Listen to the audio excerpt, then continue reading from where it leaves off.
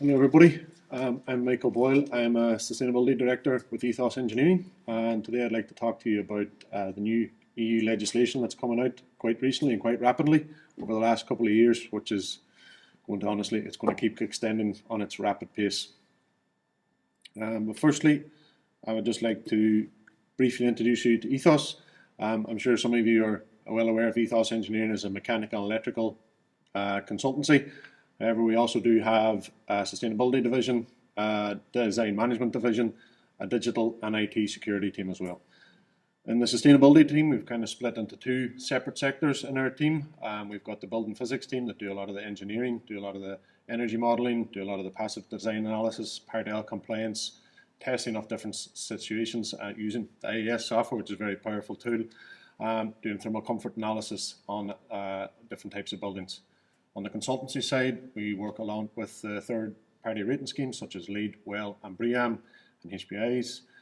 We've moved into working a lot with our clients on sustainable materials, looking at exactly what materials they're using in their buildings, what's the impact of those materials and how they can potentially reduce the impact of those materials.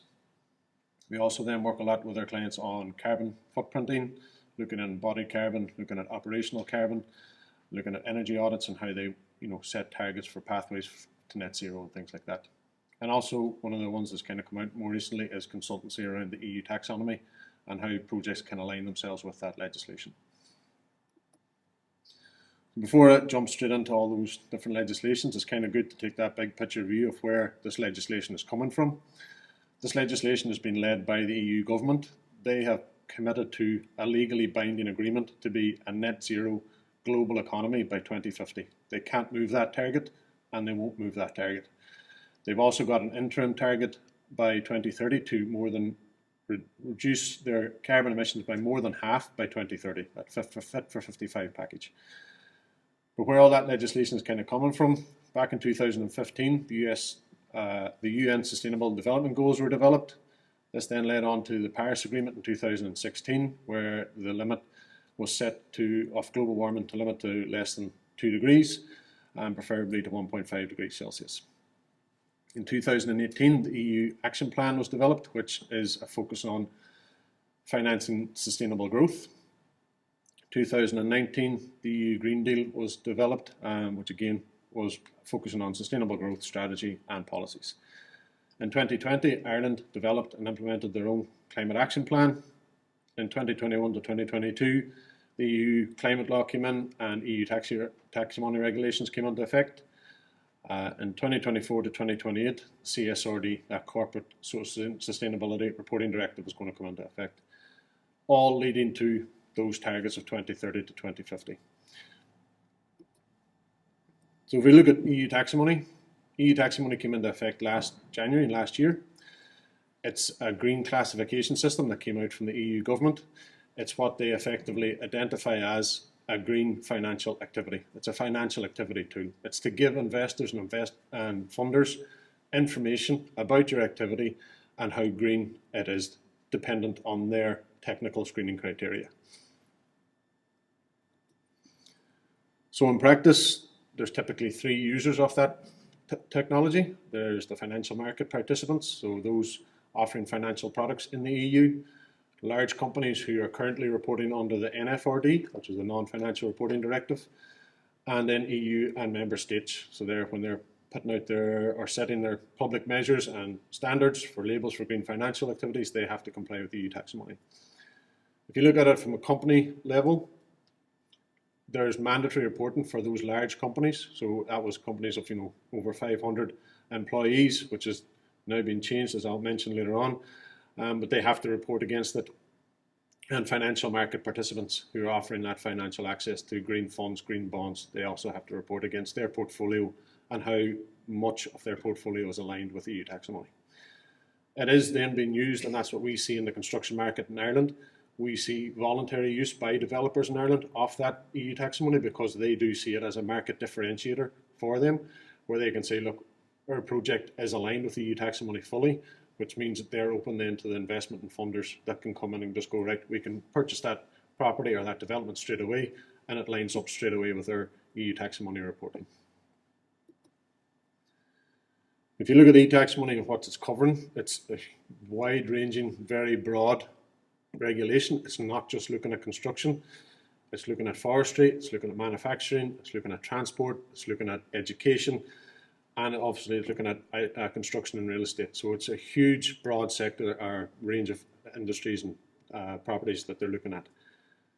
Down into the construction and real estate, there's a certain amount of activities. So there's 7 activities in there. There's the construction of new buildings, the renovation of existing buildings, acquisition and ownership of buildings, and then it goes into installation, maintenance and repair of energy efficiency equipment, charging stations for electric vehicles, and instrument and devices for measuring and monitoring the energy performance and renewable energies.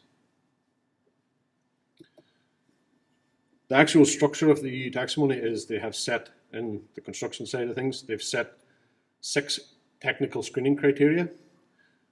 That technical screening criteria is not optional. You have to comply with all 6. The only option you have is to pick which one of those you're going to do a substantial contribution to. So they require you to do substantial contribution to one and then do no significant harm to the remainder. At the moment, they've only got 2 options for the substantial contributions. That's climate change mitigation, which is where you're doing a contribution to stop your building or your project causing any future climate scenarios. And then climate adaptation is where your building or your property is actually adapting to a potential future climate scenario. So such as overheating, you might increase the size of your chiller, things like that. It's just options that you have to look at. You then look at the other ones, which are the transition to circular economy. So it's asking you to design your buildings with circular economy in mind. It's looking at construction waste management on site and reducing the amount of waste that you're generating on site. One of the big topics in Ireland, we do a lot of the waste that we recycle or that is taken away from site and reused is actually put into incinerators. Under EU taxonomy, that's not considered reduction in waste. They also want you to look at water and marine resource management. So that's looking at how you treat water sources around your site, making sure that you're not causing any pollution to those water sources, how you treat water on site. It's also looking at flow rates and flush rates of toilet fixtures and water fixtures in your building. You're looking then at pollution prevention and control. This one is a big topic. It looks quite simple. One line, stop pollution. So looking at construction activities is very easy, and to be honest, the construction industry is really good at managing their on-site activities to reduce that pollution. However, in this, they're actually looking at more than just that on-site activity. They're looking at actually what materials you're putting into your building. They're looking at the chemical content that's in the materials in your building. So you're going down to a really finite level of detail of what's in your materials. It's looking at reducing the amount of VOCs that's in materials and the amount of formaldehyde and really bringing those. They've set really low thresholds for all of those. So that's one of the things, as I mentioned earlier, we're working with clients on that sustainable materials. A lot of developers use the same material schedule on a lot of their different products or a lot of their different projects. They're used to working with those materials. They probably have a preferred supplier, things like that. But if they don't or can't get that information that aligns with the EU taxonomy regulations, they really have to go down and start challenging that supply chain to actually start getting that information. And then it's looking at protection and restoration of biodiversity and ecosystems. Currently, that's just at the moment in Ireland. You're allowed to, anywhere that's zoned land for development is effectively deemed to be compliant with this. I potentially question that.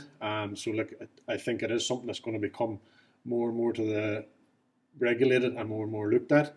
And it's the same with the last one, that comply with the minimum safeguards. Again, that at the moment is just making sure you don't have bribery, corruption, slavery, child labour, fair pay, health and safety on site, things like that. At the moment, it's kind of just looking at the borders of Europe. In the future, that's not going to be enough. ESG is going to push companies to look at further than just where that, your border of your country or your continent. It's going to ask you, where's that glass that you're putting on your facade coming from? Is it coming from China? Do they have the minimum safeguards? Is the paint that you're putting on the walls, a lot of that comes from Vietnam. Again, have they got implemented the right safeguards there? So it's going to challenge people to go further than what is actually just a current very stringent boundary at the moment. I'm just going to jump into the Corporate Sustainability Reporting Directive. So the EU is implementing the CSRD in 2024, and it aims to deliver a comprehensive corporate reporting framework with quantitative and qualitative information to facilitate the assessment of companies' sustainability impacts, risks and vulnerabilities. The CSRD was released in January of this year, and what they're asking for is the large financial reporting or large financial companies that fall under the NFRD have to report against it in the financial year 2024, monitor it in 2024, and report against it in 2025. Under the NFRD, there was 11,000 companies across Europe that had to report against that. Under CSRD, they've changed the thresholds and now increased that up to 50,000 companies across Europe. It's not just going to be companies that are European based. It is going to hit companies that potentially have a parent company in America or in a different country, in Australia or wherever it may be. If their company or the company, that entity that's in Europe, falls under the requirements of the CSRD, they require the data for the whole company. It came about from that, as I mentioned, that European Green Deal. So the EU Commission committed to doing a review of that NFRD, and the result of that review was the CSRD, which they've now released. The companies that do fall under that CSRD have to report against what they're calling the European Sustainability Reporting Standards. Those standards, and I know Mary mentioned that there's a lot of information and people are very scared of delving into that information. I think the ESRS is probably going to make people even more scared because, to be honest, in that there is potentially up to 1,000 data points of information that they're requesting, with over 84 disclosure elements of that. One thing I didn't mention about when I was in the taxonomy, but I'd just like to mention it now, is that disclosure element of what they're requiring for EU taxonomy and CSRD. A lot of the things they're asking for is they're gathering data. So, for example, in the climate mitigation under EU taxonomy, they're asking you, if you follow the substantial contribution pathway, they ask you to disclose your global warming potential, disclose your airtightness, and disclose your thermal integrity of that building or that asset. If, for example, you said in your design, I'm going to achieve an airtightness test or an airtightness of 3 meters cubed per hour per meter squared of facade during design, and in construction you ended up getting 4. But that, you have to mandatorily disclose that to your investor, your funder. What that's telling that investor and funder is that potentially there's something wrong with the facade of that building. That means that potentially in the next few years they're going to have to go back to the facade of that building and retrofit it. So it's giving them that information of how they're actually going to take that building on or not. It also then, a lot of that disclosure that they're asking for is going to allow the EU to benchmark projects, benchmark industries, benchmark countries, and go, right, in Ireland, we know a commercial office should have a global warming potential of X. We're going to set a target of down here of Y. That's where we want it to go to get to that net zero economy by 2050. So getting all that disclosure, yeah, relatively easy, relatively simple to disclose information, but there is an end goal to that disclosure. It is gathering information for benchmarking exercises.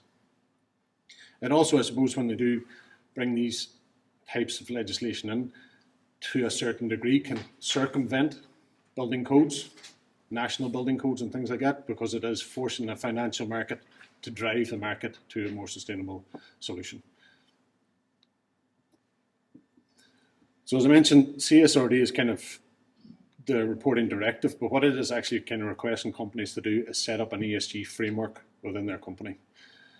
And this term refers to demonstrating the company's corporate responsibility in non-financial terms, i.e. information and how it, excuse me, that demonstrates how environmentally correct, socially responsible, and parameters for excellent corporate governance that they're implementing into their company. It's a type of metric used to demonstrate good business practices and to show how a company works to identify, monitor, and mitigate and report on non-financial risks. The main focus is that the companies that adopt these practices are less exposed to external risks. One of the first pillars of ESG is that environmental pillar, and this refers to a company's practice regarding the conservation of natural resources and its performance with regards to issues such as its effort to seek sustainable alternatives to the materials that they're using, how they reduce excessive use of natural resources, It's reducing their impacts from emissions of pollutants. So it's figuring out, where are we within that? How much emissions are we actually putting out? And then what targets do we need to set to reduce those?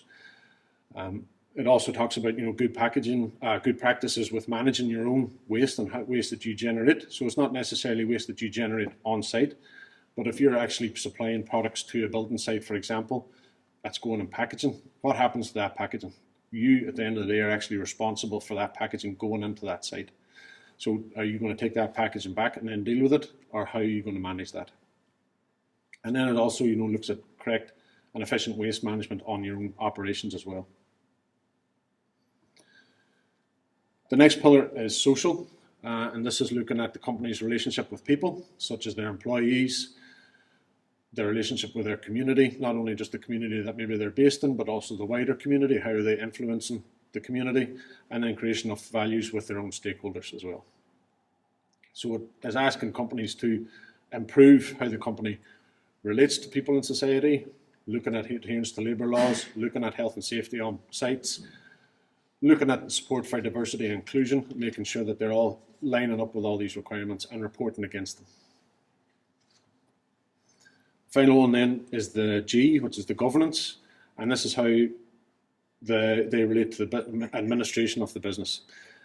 In general, this is looking at the adoption of policies and practices aimed at controlling the company, then the behaviour in relation to anti-corruption policies, the values and morale and ethical posture of the business, how they actually perform and what's your ethics behind it, what's your code of ethics, and how does the management value transparency, equity, accountability, and corporate responsibility?